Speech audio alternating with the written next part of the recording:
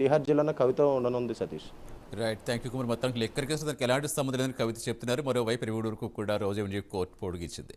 ఇక అటు ఉగాది వేడుకలు చూద్దాం. శ్రీ క్రోధినామ సంవత్సరం ఉగాది సందర్భంగా తిరుమల శ్రీవారి ఆలయంలో శాస్త్రోక్తంగా వేడుకలు నిర్వహించారు. ఆలయంలో బంగారు వాకిలి వద్ద ఆగమ శాస్త్ర పండితులు అర్చకులు శాస్త్రోక్తంగా ఉగాది ఆస్థాన పంచాంగ శ్రవణం నిర్వహించారు. ఈ సందర్భంగా వెంకన్న స్వామికి రూపాయి హారతి ఇచ్చారు. ఉగాది పర్వదిన నేపథ్యంలో శ్రీవారి ఆలయం సర్వాంగ సుందరంగా అలంకరించారు. ఇందుకోసం 10 టన్నుల పుష్పాలు వినియోగించారు. అదేవిధంగా అటు కాణిపాక ఆలయంలో కూడా అర్చకులు పంచాంగ శ్రవణం చేశారు.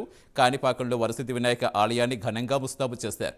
తిరుమల కాణిపాకంలో ఉగాది వేడుకలకు సంబంధించిన పూర్తి సమాచారం ఇచ్చేందుకు మా కరెస్పాండెంట్ సునీల్ అందిస్తారు. సునీల్, సో ఓవరాల్గా ఈరోజు భక్తుల తాకిడి ఎలా ఉంది? ఉగాది వేడుకలు 2 ఆలయాల్లోనూ ఏ విధంగా జరిగాయి?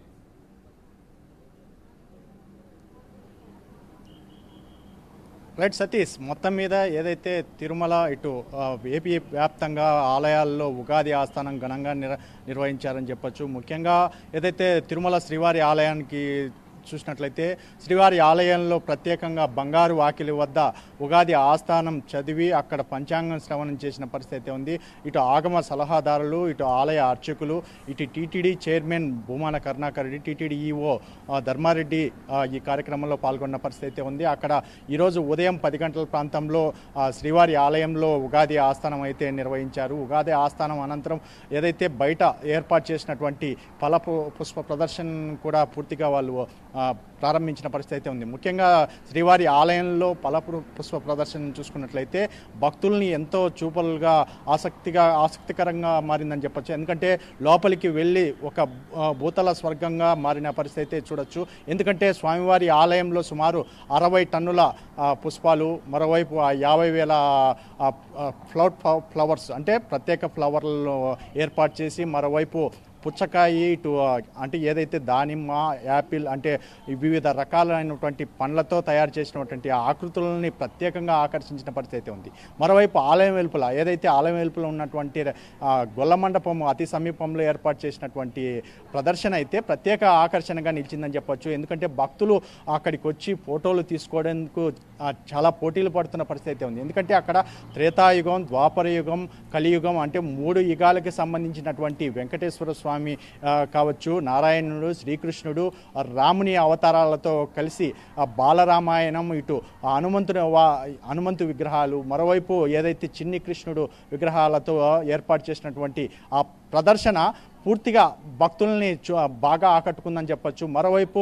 తిరుపతి వ్యాప్తంగా చూసుకున్నట్లయితే కాణిపాక ఆలయంలో కూడా పూర్తి స్థాయిలో ఈ పంచాంగం శ్రవణం చేసిన తర్వాత ఏదైతే భక్తులకి ఈ వినాయకుడిని ప్రత్యేకంగా చాక్లెట్లతో ఏదైతే రూపొందించిన పరిస్థితి ఉంది. అంటే భక్తులు పూర్తిగా ఇక్కడ దర్శనానికి కూడా భారీ స్థాయిలో చేస్తున్నారు. ఎందుకంటే జిల్లా వ్యాప్తంగా ఎక్కడ చూసినా ఆలయాలకి భక్తులు పోటెత్తారని చెప్పొచ్చు. ముఖ్యం ఉదయం నుంచే స్వామివారి దర్శనానికి, తిరుమల శ్రీవారి దర్శనానికి ఇప్పటికీ 8 గంటల సమయం పడుతున్న పరిస్థితి అయితే ఉంది. కానీ స్వామివారి దర్శనానికి సంబంధించి భక్తులు పూర్తిగా లోపలికి వస్తున్న ఇది పూర్తిగా ఏర్పాట్లు మాత్రం భారీగా ఉన్నాయని చెప్పేసి భక్తులు అయితే ఆనందం వ్యక్తం చేస్తున్న పరిస్థితి ఇక్కడ నెలకొందని చెప్పొచ్చు.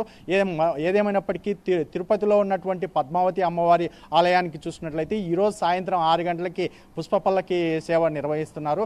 ఈరోజు రాత్రి 8 గంటలకైతే పంచాంగ శ్రవణం అయితే నిర్వహిస్తామని చెప్పేసి ఇప్పటికే ఆలయ అర్చకులు అయితే తెలిపిన పరిస్థితి అయితే ఉంది. ఇప్పటికే కాణిపాకం సంబంధించి చూసుకున్నట్లయితే భక్తులు కూడా భారీ స్థాయిలో ఇక్కడ స్వామివారిని దర్శనం చేసుకుంటున్న పరిస్థితి అయితే ఉంది.